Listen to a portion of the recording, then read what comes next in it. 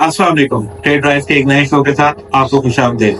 आज हम NSL history के बारे में एक अपने नए एपिसोड करने जा रहे हैं। आज हमारे साथ गेस्ट मौजूद है, one of the top allrounders of NSL और एक टाइटल विनिंग कप्तान। एक बात करते हैं फरहान यूनुस।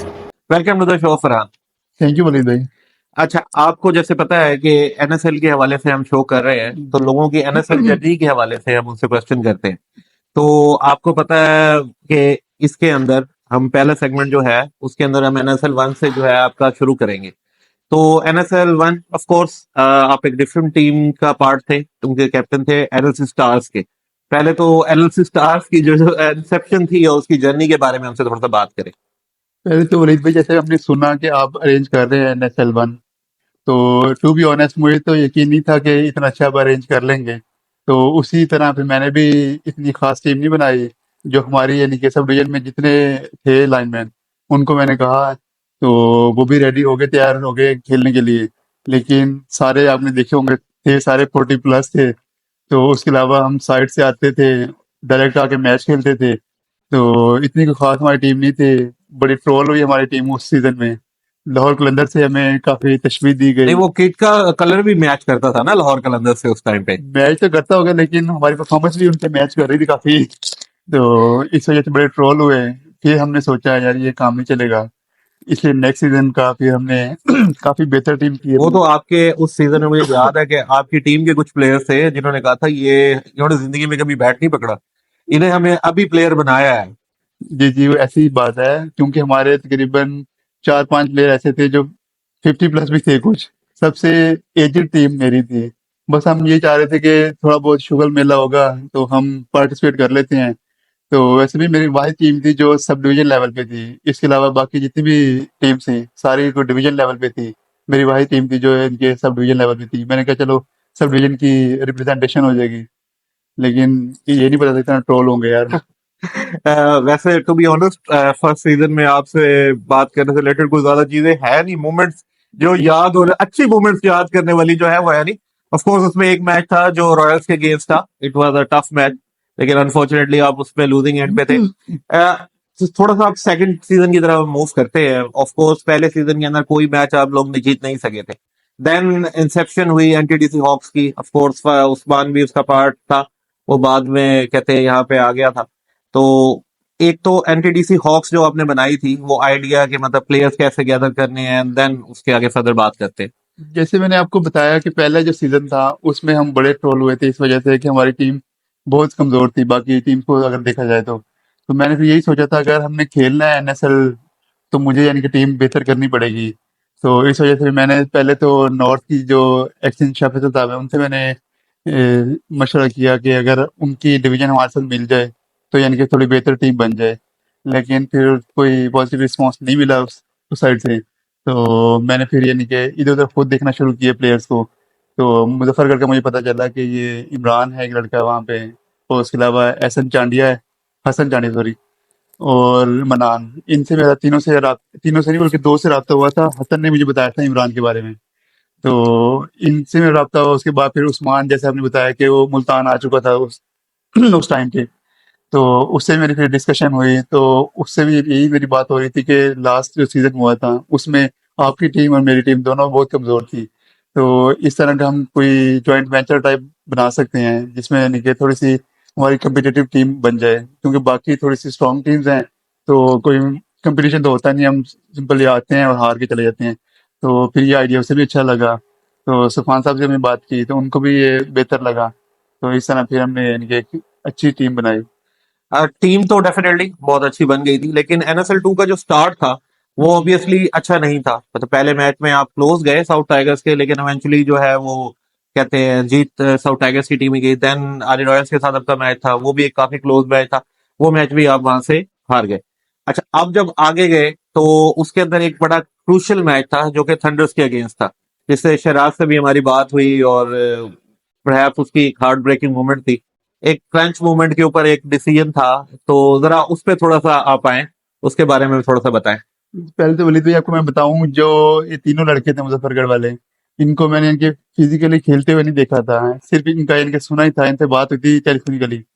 तो जब ये टॉस हो रहा था उससे कोई 10 मिनट पहले ही हमारे पास आए हैं तो मुझे नहीं पता था कि इमरान बैटिंग कर लेता है या बॉलिंग करता है। ना मनान का आइडिया था, ना हसन का था।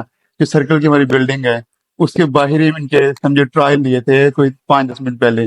2-2 बॉल दोनों ने खेली होंगी, मनान ने भी और इमरान ने भी। और इसी तरह हसन चांडिया को भी हमने बॉलिंग भी करवाई और बैटिंग भी देखी। उससे मुझे काफ़ी आइडिया हो गया कि किसमें इनकी पोटेंशियल है बैटिंग का और किसमें बॉलिंग का है। तो लेकिन ये था कि हमारा कॉम्बिनेशन नहीं था बना हुआ, क्योंकि हम एक एज अ टीम नहीं खेले हुए थे सारे प्लेयर ना। तो साउथ वाला मैच हमें जीतना चाहिए था, वो इतना मुश्किल मैच नहीं था। लेकिन उसमें यही थी मिस कन्फ्यूजन, इनके कन्फ्यूजन हुई थी हमें कि हम एज अ टीम नहीं खेले हुए थे सारे प्लेयर ना आपस में। तो मनान को शायद लग रहा था कि जो हम मुजफ्फरगढ़ से आए हैं तो वही यानी कि खेल सकते हैं, बाकी इनकी टीम में ज़्यादा पोटेंशियल नहीं है। तो वो फिर मैच के बाद हम बैठे सारे, यानी हमने डिस्कशन की, तो उसके बाद काफ़ी यानी कि चीज़ें क्लियर हुई। तो पता चला, क्योंकि आपको पता है वो टीम हमारी बड़ी स्ट्रॉन्ग थी। ऑलमोस्ट 8 नंबर 9 नंबर तक हमारी बैटिंग थी।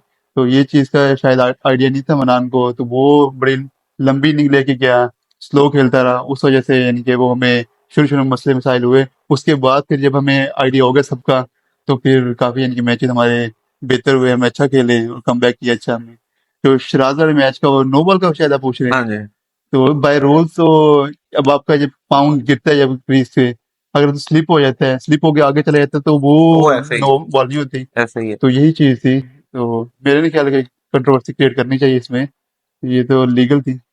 अब आते हैं जो आपका सेकंड एलिमिनेटर था जो आपने खेला था साउथ टाइगर्स के अगेंस्ट। जी आसिम जी। से बात हुई दो के वो शो के अंदर वो क्वेश्चन आ नहीं सका कि उसका हार्ट ब्रेकिंग मोमेंट कौन सा था। उसने हमें बताया कि जो अशरफ मैनकैड हुआ था वो उसका हार्ट ब्रेकिंग मोमेंट था, कहते हैं एनएसएल की हिस्ट्री के अंदर। तो वो जो आपका सीक्रेट हथियार है जो मैनकैड है, आम नाज़रीन को पता चले कि ये इनकी नजर जो है ना वो बैट्समैन से ज्यादा नॉन स्ट्राइकर के ऊपर होती है कि वो कब बाहर निकले और मैं उसको आउट कर दूं। तो जरा अपने सीक्रेट हथियार के बारे में हमें जरा कुछ बताएं। विलेज भाई, अगर तो बैट्समैन पहले यानी कि बॉल खेलने से पहले जो नॉन स्ट्राइकर पे खड़ा हुआ है, अगर आप पहले आगे चला जाएगा तो पहले मेरे ख्याल 22 यार्ड्स की होती है यानी कि क्रीज। तो ऑलरेडी वो तो 2-3 यार्ड तो ऑलरेडी क्लियर कर चुका है। तो फिर तो यानी कि दरमियान में बड़ा मार्जिन कम होता है, तो ये तो उसकी भी गलती है, तो ना जाए आगे अगर नहीं आउट होना तो। नहीं, ऑब्वियसली रूल इज रूल। हाँ। देन हम फाइनल की बात करते हैं। फाइनल की बात करते हुए जरा मुझे यहाँ पे जरूर कुछ होता है, लेकिन डेफिनेट सी बात है वो आपसे बात कर रहे हैं तो फाइनल का जिक्र करना बहुत जरूरी है। फाइनल के अंदर डेफिनेटली आप लोगों ने पहले बैटिंग की, एक मॉडस्ट स्कोर था और एट वन टाइम 90 फॉर 1 थे हम शायद। तो ये मतलब मेरे समय जो भी तो मैच देख रहा था उसको ये था कि ये अब मैच कहते हैं आपके हाथ से निकल गया। फिर उसके बाद कम बैक हुआ और इवेंचुअली जो है आप वो मैच जो है वो 16 रन से जीत गए। तो जरा उसके बारे में थोड़ा सा बताएं कि वो मोमेंट जहां पे गेम चेंज हुई, उस हवाले से अपने थोड़ा सा अपना एक्सपीरियंस शेयर करें। वलीद भाई, पहले पहले तो हमारे जो की प्लेयर थे इमरान और ये मनान, ये तो शुरू में हमारी टीम का पार्ट नहीं थे, जिससे बड़ा सेटबैक हुआ हमें। जो हमारा कॉम्बिनेशन बना हुआ था ओपनिंग, यानी कि वो इमरान करता था, उसके अलावा बॉलिंग में भी ओपनिंग वही कर रहा था। तो मैं आता था कोई थर्ड चेंज पे आता, यानी कि सेकंड चेंज पे आता था, यानी कि फोर्थ ओवर या फिफ्थ ओवर में आता था मैं। तो लेकिन उस मैच में मुझे यानी कि पहले बॉलिंग करनी पड़ी। वो भी एक यानी कि न्यू एक्सपीरियंस था मेरे लिए इस टूर्नामेंट में। तो उसके अलावा हम जब हमने सेट किया 125 स्कोर था शायद हमारा। 123-24 था, हाँ, ऐसे था। इतना स्कोर था। तो मुझे लग रहा था इनके स्कोर ना कोई 15-20 रन शॉर्ट हुए हैं। तो उसके बाद जैसे आपका स्टार्ट हुआ, बड़ा अच्छा स्टार्ट था। वो यही वजह थी कि मैं कभी नहीं करवाई थी ओपनिंग में, बॉलिंग नहीं करवाई थी। वो पहले इमरान ही कर रहा था बॉलिंग ना। तो वो मुझे भी आइडिया नहीं था शुरू में बॉलिंग का। उसके बाद कुछ गलतियां भी डेफिनेटली मेरी भी थी। तो कामरान बड़ी अच्छी बैटिंग कर रहा था थ्रू आउट द मेरा टूर्नामेंट, बड़ा अच्छा है उसने परफॉर्म किया था। लेकिन बैक ऑफ द माइंड मेरे जहन में था कि आपका एक ही प्लेयर है, क्या नाम है इसका, कामरान, जो आपको थ्रू आउट लेके चल रहा है। अगर इसकी विकेट यानी कि हम निकाल लेते हैं तो हम डेफिनेटली कम बैक कर सकते हैं।